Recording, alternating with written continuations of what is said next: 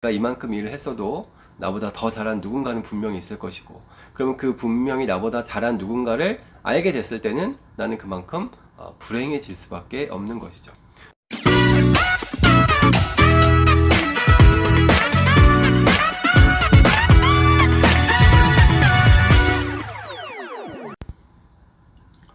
안녕하세요, 모두쌤입니다. 자, 오늘은 행복은 내가 만들어 나가는 것이다 라는 것을 갖고 이야기를 나눠볼까 합니다. 여러분, 행복은 어떻게 해야 내게 올까요? 어떤 상황에 놓여져야 내가 행복하다라고 느낄까요? 여러분은 언제 행복하다고 느끼십니까? 우리는 맛있는 음식을 먹을 때 행복하다라고 느끼고, 내가 그토록 바라던 어떤 일을 성취했을 때 그때 행복감을 또 느끼고, 또 우리가 키우는 자녀들이 좋은 성적을 냈다든지, 대회에서 입상을 했다든지, 선생님께 칭찬을 받았다든지, 이럴 때 뿌듯함을 느끼면서 또 행복을 느끼고, 내가 좋아하는 운동 경기라든지 내가 좋아하는 책을 보고 나서 뭔가 감동을 받았을 때 그때 또 행복감을 느끼고요. 그리고 요즘 몰입에 대한 이야기를 많이 하고 있는데, 우리가 어떤 일에 정말 몰입을 해서 시간 가는 줄 모르고 그 일에 빠져 있을 때 그때도 우리는 행복하다라고 느낄 것입니다. 그리고 인생을 돌이켜보면서 내가 내 인생을 의미 있게 살았구나 라고 느낄 때 그때 또 행복감을 느낀다고 생각합니다. 근데 이러한 행복은 누가 주어지는 것이 아니죠. 행복은 내 스스로 만들어 나가는 것이라고 생각합니다. 그럼 어떻게 해야 행복할 수 있느냐? 우리는 이제 이런 얘기를 하죠.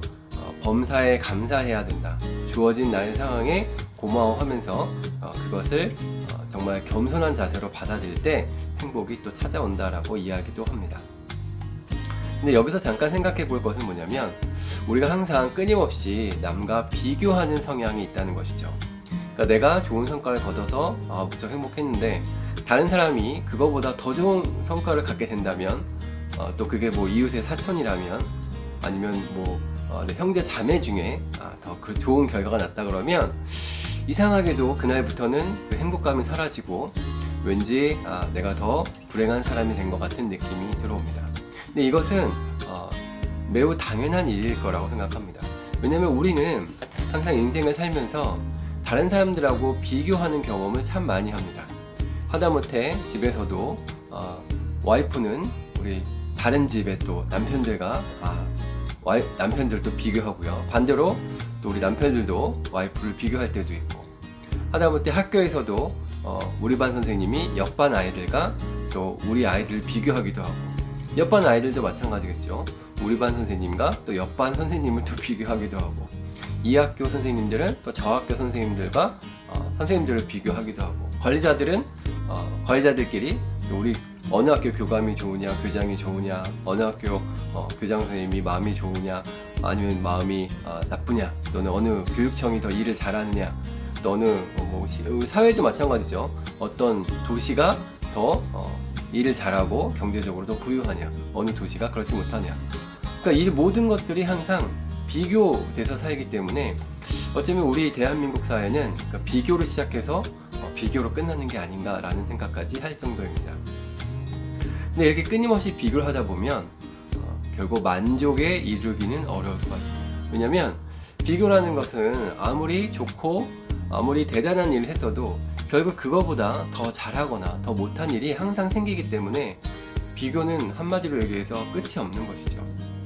이렇게 끊임없는 비교 속에서 살다 보니까 우리의 인생은 항상 만족하지 못하고 왠지 내가 행복하지 못한 상태에서 하루하루를 살아나가는 것은 아닌가라는 생각을 합니다. 비교를 통해서 우리가 얻을 수 있는 것은 뭔가 분발할 수 있고, 좀 더 앞으로 나아갈 수 있고, 내가 뭔가를 개발할 수 있고, 이제 이런 의미에서는 우리가 선의의 경쟁이라고 하죠. 그거는 학업에서도 그렇고 사회에서도 그렇고 어느 정도 필요한 부분이라고는 생각합니다. 하지만 그것이 어느 정도 선을 지키면서 나가야 되는데, 이것이 선을 지키지 않고 그냥 일방적으로 나갔을 때는 오히려 비교하지 않는 것보다 더 나쁜 효과가 나타날 수도 있다고 생각합니다. 그러니까 이만큼 일을 했어도 나보다 더 잘한 누군가는 분명히 있을 것이고, 그러면 그 분명히 나보다 잘한 누군가를 알게 됐을 때는 나는 그만큼 불행해질 수밖에 없는 것이죠. 그리고 우리가 학교에 있어서 평가를 할 때도 요즘은 거의 이제 절대 평가를 많이 하라고 그렇게 얘기를 합니다. 근데 예전에 생각해 보면 우리는 상대 평가에 상당히 익숙해져 있었죠. 그래서 어떤 절대적인 기준을 넘는 것이 중요한 것이 아니고 누가 1등을 했느냐, 누가 2등을 했느냐, 이런 것이 중요했던 것이죠. 그러다 보니까 절대평가의 중요성과 절대평가의 장점들은 많이 알고 있으나 우리나라처럼 이렇게 사회 전체적으로 어쨌든 심한 경쟁이 있는 사회에서는 그런 것들이 쉽사리 정착하기 어려운 부분도 없지 않아 있었습니다. 하지만 학교 교육부터 시작해서 절대평가 위주로 많은 것들이 이루어지기 때문에 그런 것들 바람직한 방향이라고 봅니다. 다만 아직도 이제 수능과 같은 결과에서는 어쨌든 이거는 선발을 해야 되는 과정이니까 절대평가를 도입한다 손 치더라도 여기에 이제 일부분 들어가지 못하는 부분이 있기 때문에 여기에 대한 고민은 우리 사회 전체가 앞으로도 더 해야 되는 부분이 아닌가라는 생각을 합니다. 자, 비교를 할 때 우리는 영원히 행복할 수는 없다고 생각합니다. 비교를 통해서 우리가 얻을 것도 있고 비교를 통해서 우리가 얻지 못하는 것이 어떻게 보면 훨씬 더 많기 때문에 이제는 좀 비교해서 좀 내려놓고 나를 좀 편안하게 그렇게 하루하루를 살아가는 것이 어떨까라는 생각을 합니다. 내가 좋은 것을 이미 갖고 있다 그러면 그것으로 충분히 만족한 거지, 나보다 더 좋은 것을 갖고 있는 누군가가 있다고 생각해서 내가 불행에 빠질 필요는 없다고 생각합니다. 하지만 이것은 마음을 그렇게 먹어도 내가 여태까지 살아온 삶의 궤적이 그러지 못하기 때문에 이것은 상당히 한순간에 고치기는 어려운 부분이라고 생각하는데, 저도 가끔 저희 아이들 보면서 우리 아이들도 그런 환경 속에서 자라면 어떡하나 하는 생각이 드니까 걱정이 됩니다. 적어도 우리 때는 그렇게 비교가 정말 심한 사회에 살았지만 우리 아이들 세대에서는 비교가 좀 덜했으면 좋다고 생각하는데, 사실 요즘 전체적인 흐름을 보면 오히려 지금이 훨씬 더 경쟁도 심하고 훨씬 더 비교도 많이 하는 사회가 되어가는 것 같아서 그 점이 매우 안타깝습니다. 하지만 적어도 우리의 삶을 생각하면서 내가 비교해서 조금 더 자유로워질 수 있는 방법은 없는지 그런 것들을 좀 생각해 보면 어떨까 하는 생각을 합니다. 내가 먼저 비교해서 자유로워지고 다른 무엇과 뭔가를 자꾸 비교하면서 보다 나은 뭔가를 찾으려고 애쓰는 것보다는 지금 내가 하고 있는 일들, 지금 내가 이루어 놓은 것들에 대해서 그래, 이 정도면 충분히 잘했다, 이 정도면 내가 누구하고 비교를 굳이 할 필요가 없다, 이거는 그냥 나만의 만족이다 라고 생각하는 그런 삶이 좀 되었으면 좋겠다고 생각합니다.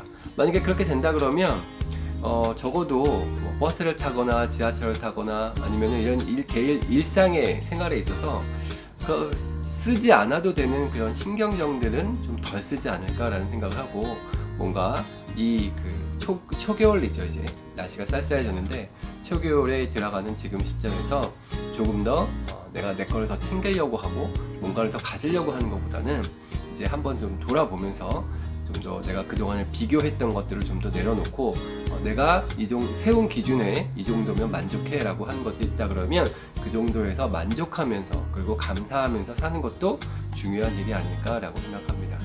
내 마음이 먼저 행복해지려면 내가 비교라는 것에서 좀 벗어나야 되지 않을까라고 생각을 하고, 그런 것들의 출발은 바로 내가 만들어 나가는 것이기 때문에 행복은 내가 마음먹기 나름이고 내가 만들어가는 것이라고 생각을 한번 해봤습니다. 제 영상이 조금이라도 도움이 되시면 구독과 좋아요 한번 눌러주시면 감사하겠습니다. 고맙습니다.